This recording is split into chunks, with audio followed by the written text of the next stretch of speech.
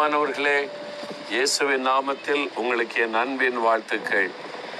கடலும் ஆறும் சந்திக்கிற இடத்தில் நின்று கொண்டு உங்களோட நான் பேசுகிறேன்.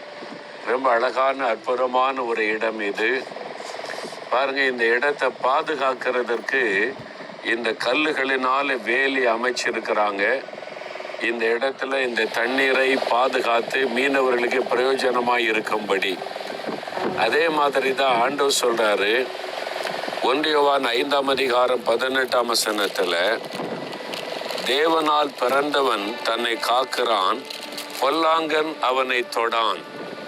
பொல்லாங்கன் என்று பிசாசை குறித்து பைபிளில் சொல்லப்படுகிறது. பொல்லாங்கன் உங்களை தொட முடியாது, உங்களை தொட மாட்டான், உங்களை தொட முடியாது. ஏன்னா தேவனால் நீங்கள் பிறந்திருக்கிறீங்க.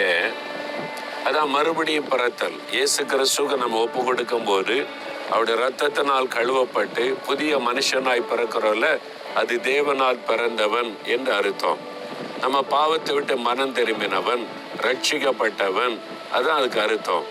அப்ப தேவனால பிறந்துட்டோம், அவருடைய இரத்தத்தினால் கழுவப்பட்டுட்டோம். பொல்லாங்கன் தொட முடியாது.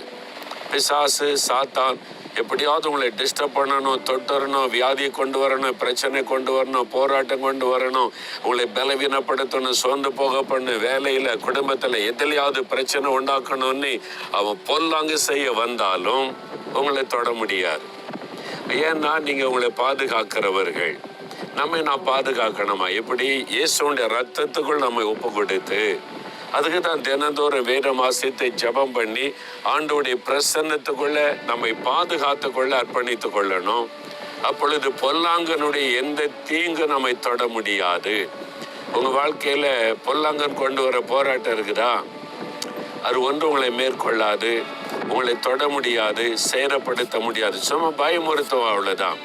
பயப்படாதங்க. விசுவாசத்தோடு சொல்லுங்க, நான் தேவனால் பிறந்தவன், நான் தேவனால் பிறந்தவள், ஆண்டவருக்கு ஒப்பு கொடுத்திருக்கிறேன், பொல்லாங்கன் தொட முடியாதுன்னு சொல்லுங்க. சொல்றீங்களா? விசுவாசத்தோட. தகப்பனே, உம்மாலே பிறந்த ஒரு அனுபவத்தை தந்ததற்காய் ஸ்தோத்திரம். உம்முடைய இரத்தத்தினால் கழுவினதற்காய் ஸ்தோத்திரம்.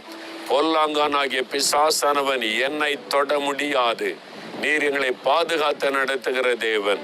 இயேசுவின் நாமத்தில் ஜெபிக்கிறோம் பிதாவே. ஆமேன், ஆமேன்.